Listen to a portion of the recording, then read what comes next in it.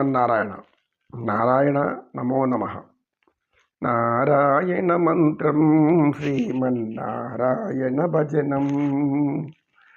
నారాయణ మంత్రం శ్రీమన్నారాయణ భజనం.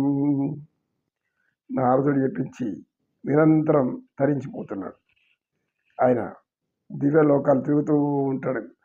త్రిలోక సంచారి, సకల లోక సంచారి, భూలోక సంచారి కూడా అప్పుడప్పుడు. పదుడు నారాయణ అని ధరించాడు. ఇప్పుడు గజేంద్రుడు నారాయణ ధరిస్తాడు. అందరూ నారాయణ అంటేనే ధరిస్తారు. సర్దుకుపోవడం అనేది తెలియకపోతే ఎవ్వరు కూడా జీవితంలో సుఖంగా ఉండలేరు. సర్దుకుపోవడం అంటే మీ కుటుంబంలో అనేక మంది ఉంటాం, అనేక బంధాలు ఉంటాయి, అనేక బాంధవ్యాలు కూడా ఉంటాయి. ఈ బంధాలు బాంధవ్యాలు ఉన్నప్పుడు మన సర్దుకుపోయే స్వభావం ఉండాలి. ఒకరికి ఆవేశం ఉంటుంది, ఒకరికి నెమ్మదిగా మంచిగా మాట్లాడే గుణం ఉంటుంది, ఇంకొకరికి మధ్యస్థంగా ఉంటుంది, ఇంకొకరు ముక్కు అయిపోయి ఉంటారు, ఉన్నటువంటి కోపం వచ్చేస్తుంది వాళ్ళకి. ఇలా దీనికి అనేక కారణాలు ఉంటాయి. మానసిక పరిస్థితులు. బీపీ ఉన్న వాళ్ళు ఎక్కువ అరుస్తూనే ఉంటారు. గట్టిగా ఉన్న అరుస్తుంటే బీపీ ఉందా నీకు అంటారు. బ్లడ్ ప్రెషర్ అంతగా మాట్లాడతారు. కాబట్టి అదొక సామెత పుట్టుకొని వచ్చింది. కనుక ఇలాంటి సమయాల్లో ఒకరి ఇద్దరి మధ్య ఏదన్నా వారి భావాల్లో వ్యతిరేకత కనబడితే నీ మాటలు నువ్వు ఒక సలహా ఇస్తావు. ఒక పని అనుకున్నాం, ఆ కార్యం జరగాలి. ఆ కార్యం జరగాలన్నప్పుడు దాన్ని వాళ్ళు కూర్చొని ఎలా చేయాలో నిర్ణయించుకుంటారు. కానీ అక్కడ ఉన్న ఒక వ్యక్తి నా మాటే జరగాలని చెప్పిందే జరగాలి, అది మంచైనా చెడ్డైనా అదే జరగాలి అని గట్టి కూర్చున్నప్పుడు ఏమవుతుంది, నచ్చ చెప్తాడు. అదే స్వామి అట్లా కాదు, ఇది చేస్తే మంచిది, అట్లా చేస్తే మంచిది, నువ్వు చెప్పేదానికి కొంచెం కష్టంగా ఉందంటే, నేను చెప్పింది చాలా తెలివి ఆలోచించి చెప్పాను. ఎంత ఆలోచించాలంటే అంత ఆలోచించాను.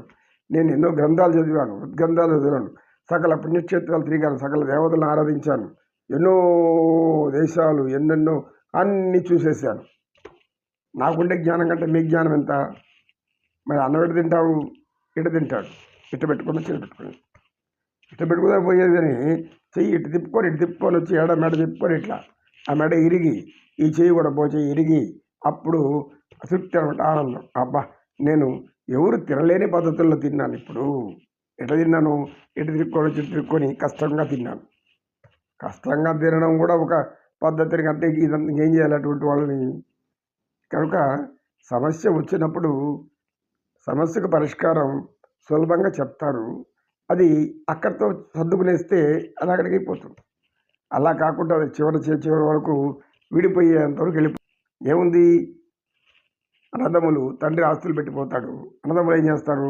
నాకు ఇది, నీకది, నాకది పంచుకుంటారు.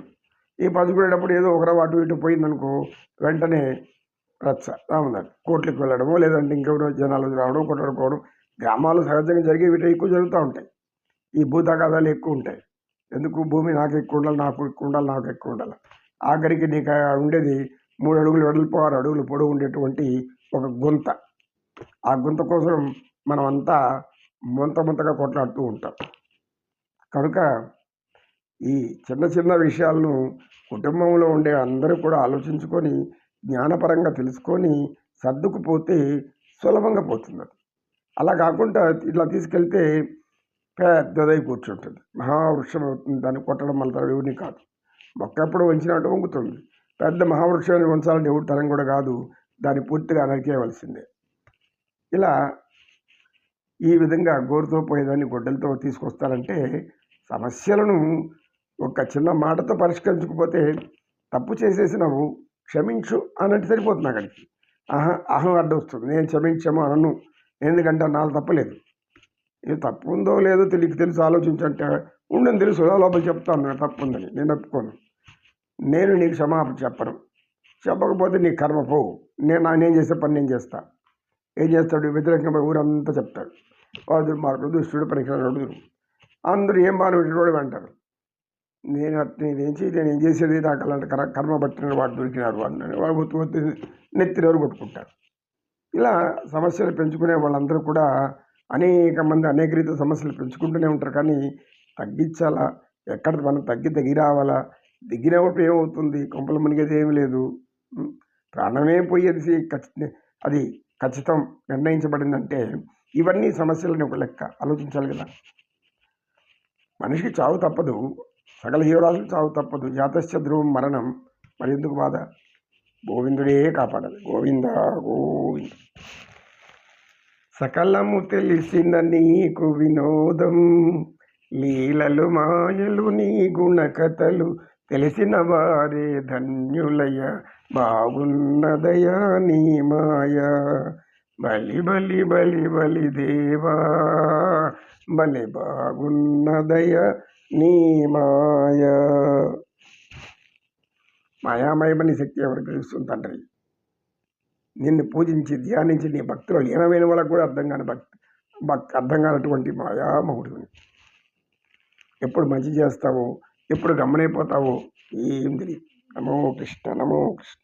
కృష్ణం వందే జగద్గురు.